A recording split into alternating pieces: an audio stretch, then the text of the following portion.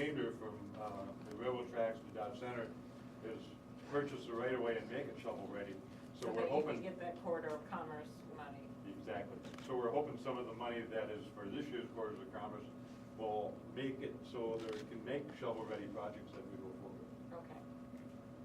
So this would be the remainder on, that's above the $12 million Yes. bid. And then you would use this to get the land. We would purchase the land with the. And what would the schedule be on that? Well, that's the challenge. Until we get the land purchased, there's no schedule then.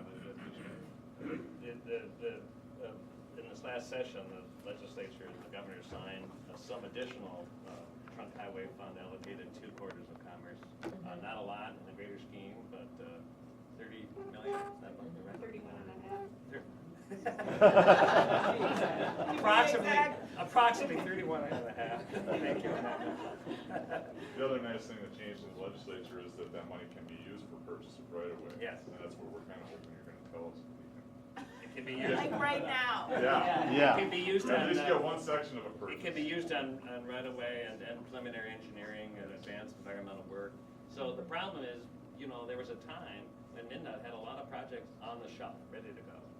Well, during this past periods of scarcity, and we don't have a lot of projects that are just ready to go. And so this might help do that, and we. And then that helps to get the other money too. Right, it will help make the case to say we're ready to go for these projects, and I think that's the intention of that funding, and we have to kind of go back and review all the competing projects that have an interest in. Amanda, if I'm right, is what, $20 million forecast in order to buy that property along that section? 25 to 28 for the whole rest of the right of way. Depends on what year, how long it takes. Right. And there's,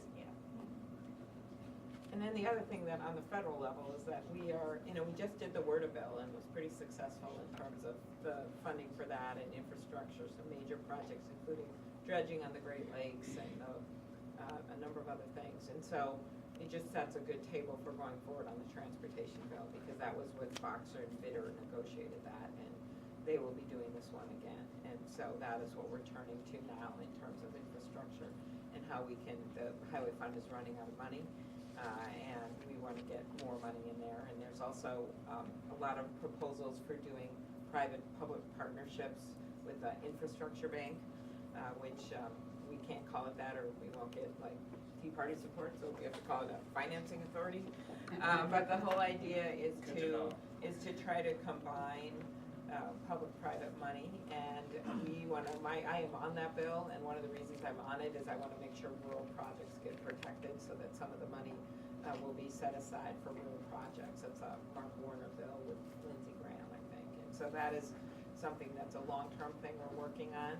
There's also the thought that repatriation, which is a fancy tax term about money that has been stored overseas by corporations. And a lot of the businesses would like to bring it back to invest. This happened one other time. They get a better rate, then they bring the money back to America. The issue is if they just bring the money in and give it to shareholders, it doesn't help the whole country as much. And so one very serious idea being tossed around is that if there could be an agreement with businesses on what that rate should be and how we could do it, a significant sum of the money could be set aside for infrastructure all over the country. So that's another innovative way to look at some funding sources for infrastructure.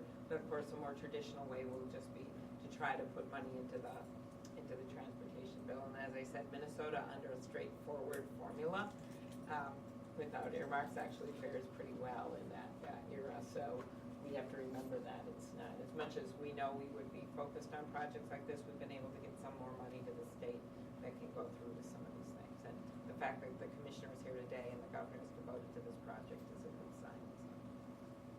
All right. A few minutes to mingle. Okay, mingle. Mingle. That sounds very scary.